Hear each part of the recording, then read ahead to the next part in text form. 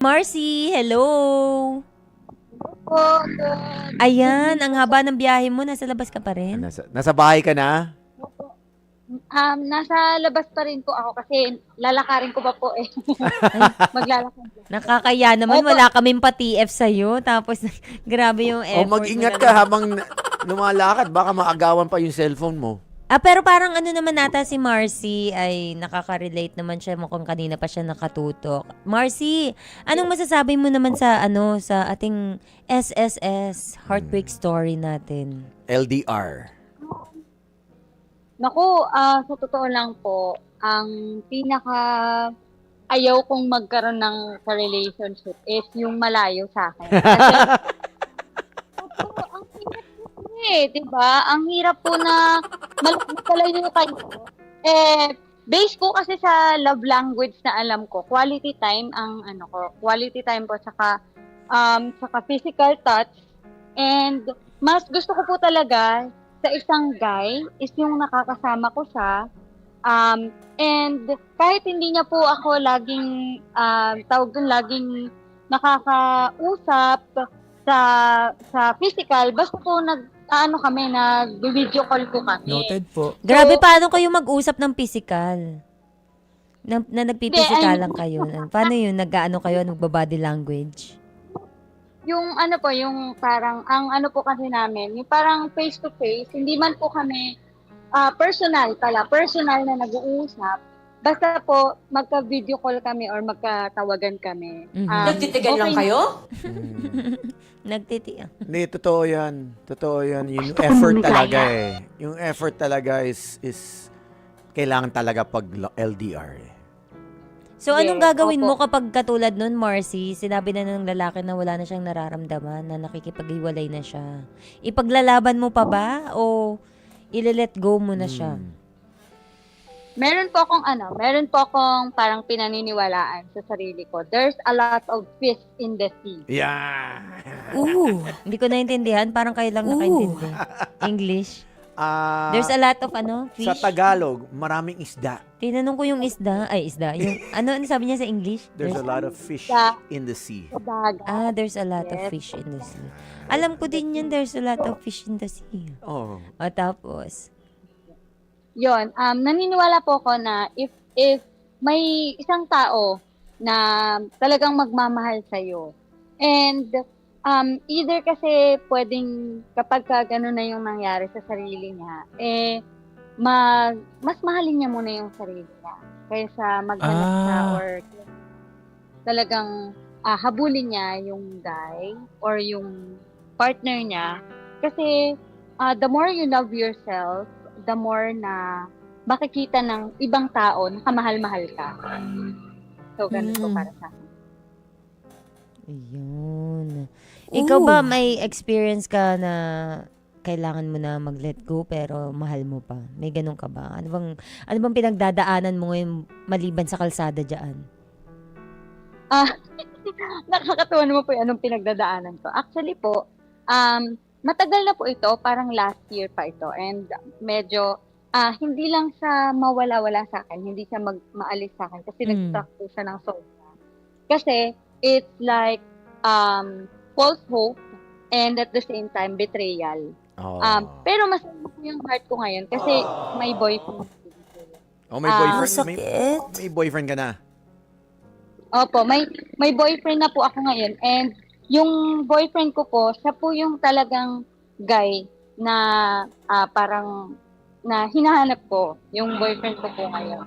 So, the kwento po is na ka-work ko po ito si Guy Okay. and sobrang religious po kasi niya. Mhm. Kumbaga, lagi po siyang nag-send or lagi po siyang nag-encourage sa akin na kaya ko po yung trabaho kasi we're in the sales industry po kasi nung time na yon.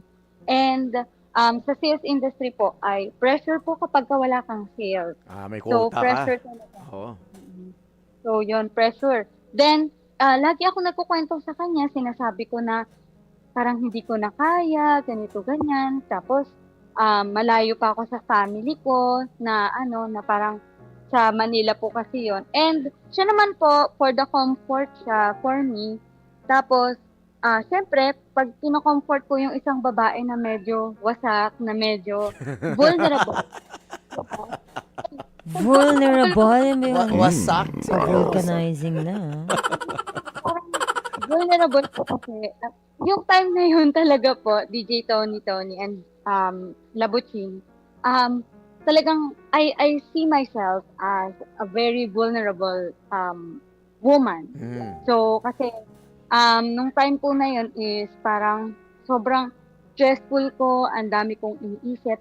And ito pong si Guy, he offered me comfort, na talagang encouragement, na talagang nagbibigay din siya sa akin ng ulam niya. Kasi Wow. ano ba ka ng fresh graduate ako? Yes, fresh graduate po ako noon.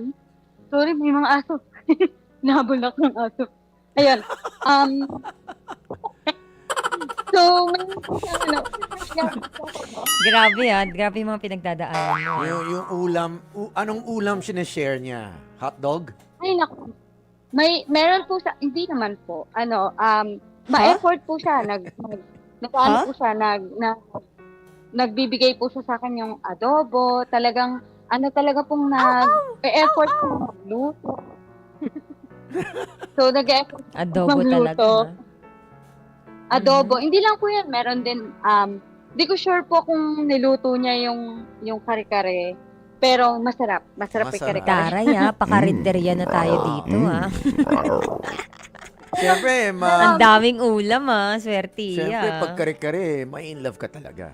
Oo. Pero pumala ako nun na binibili niya lang din yun sa labas. Kasi nung bumili ko ng ulam dun sa labas, sabi ko na, bakit kalasa nung binibigay niya sa akin? So, ilang months to? Ilang months na yung niyo? Nagtagal. Yung closeness niyo? 1 month lang po yung closeness namin na yun. Okay, And then, 1 month. what happened po is, syempre, nung nahuhulog na si ate mo, Okay. nahuhulog na ako niya, nag-confess po ako. Sabi ko sa kanya na, alam mo ba na gusto kita, Mm. Ay. I like you. Ay. Opo. Grabe naman pagka-aggressive ng itong Grabe. vulnerable babae na to. Yes. Matibay yung sikmura ko nung time na yon, pero Confident? vulnerable po. Okay lang yan. Kasi akala ko po kasi may meaning yung mga gesture niya. Yun pala, he only see me as a friend. Mm. Na- Sabi niya. Naawa lang po siya sa akin. Ay. Yes. Sabi niya po kasi sa akin Naawa nung lang. time na yun. Parang sabi niya po na, thank you, na gusto mo ko, na pero what I can only offer is friendship. Kaibigan lang. Okay. Kaibigan lang. Medyo nasaktan po ako noon, Siyempre. nung time na yun. Of course. Opo. Tapos, sa team po kasi namin, 3 lang kaming babae. Mhm. So, ako, may 2 girl. Yung isang girl po ay may anak na, may 3 na po siyang anak. And then, yung isang girl po is kaedaran ko lang siya. And single din po siya. Mhm. Ngayon, yung isang girl, syempre, kasi lagi kong parang simula pa nung bago ko mag-confess din kay Guy, sinasabi ko na sa kanya na, alam mo ba, gusto ko to si Guy, gusto ko siya. Tapos, eto pong si girl, kaya ko po nasabi na betrayal. Kasi, si girl po kasi ay, hinahype niya talaga ako na talagang sabi niya na, bagay naman kayo wag mo lang susukuan, ganyan. Gumaganon pa. Si Bridge yan. Si Medusa, si Ahas. Mhm. Opo, wag mong Kunyari. susukuan, ganyan. Tapos po, sabi ko parang, thank you kasi parang naintindihan mo ako ganyan. Tapos turns out, kasi meron po, 'di ba sa mga trabaho po, meron tayong kinatawag mga circle of friends. Mhm. Na slip of the tongue po yung isa niyang kaibigan. Anong sabi? Sabi, akala ko ba manliligaw mo lang yon si yung guy po na nag-confess ako. Sabi, akala ko ba manliligaw mo lang yun si Tapos sabi po nung friend niya, bakit boyfriend mo na ngayon? Yun. So, sabi ko, Boyfriend na manliligaw pala. lang. Ang bilis, ha? Boyfriend niya pala po. 1 month, Kasi parang, 1 month pa lang 1 kayo month. agad-agad may boyfriend, may girlfriend na siya. Opo, parang boyfriend-girlfriend na po sila. And ang masakit Ha? pa po doon, opo, boyfriend-girlfriend na po pala sila. Hina-hype pa po ako nung babae, doon kay guy. Oo, Bakit? Gina-gaslight ka ng Ganun? babae na, sige, go. Bakit daw? Hindi mo tinanong? Ano kayo? Pinagtitripan niyo ko? Actually po, simula po nung nag-confess ako kay guy, Mm. ay talagang I make sure na maging strong woman ako. Kasi Ah. ayaw kong ipagsasabi din kay guy na nasaktan ako doon sa Siyempre. sinabi niya na focus lang yung kaya niyang ibigay sa akin. However, nung time po na talagang,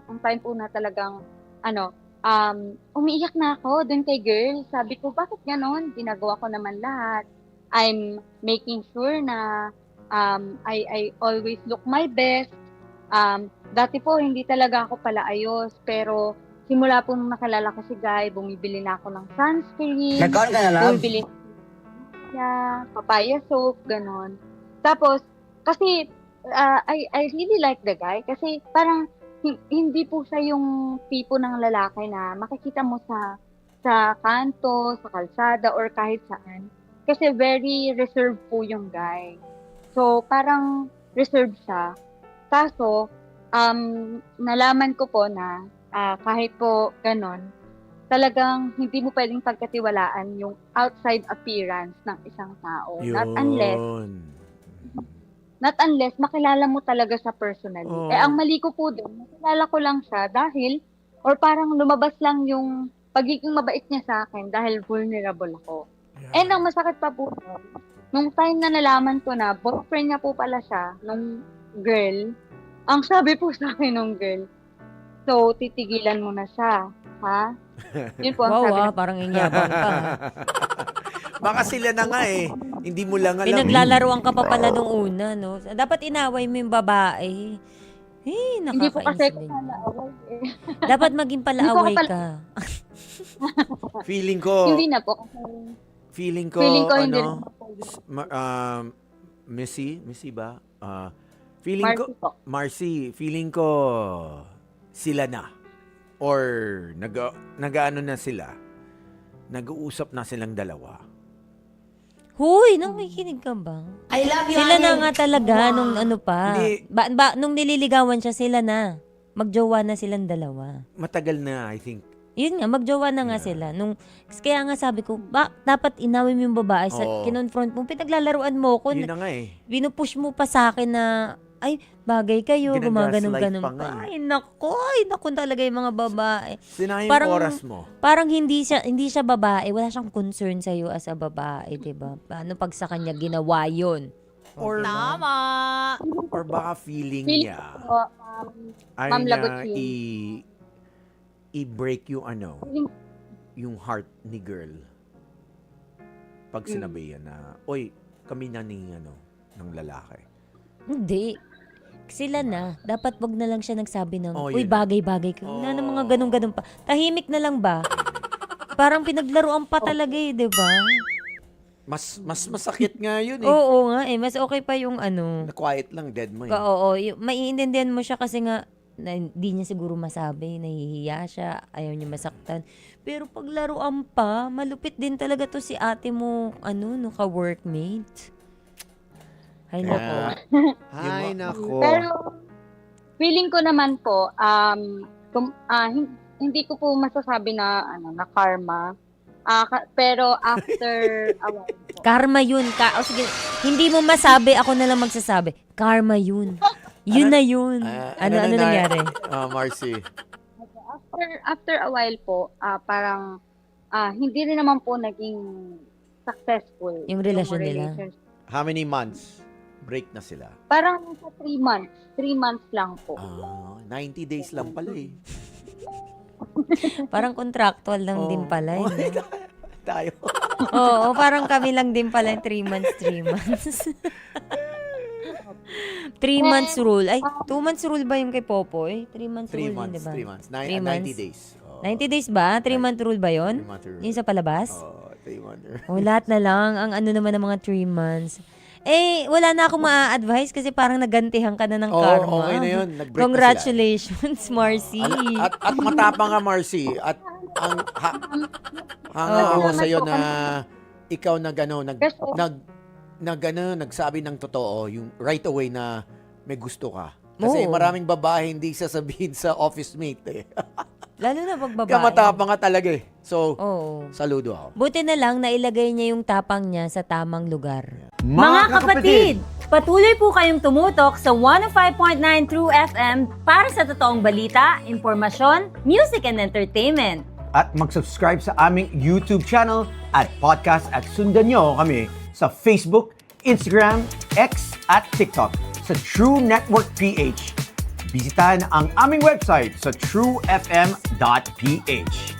Kami po ang 105.9 True FM. Laging true sa'yo, kapatid.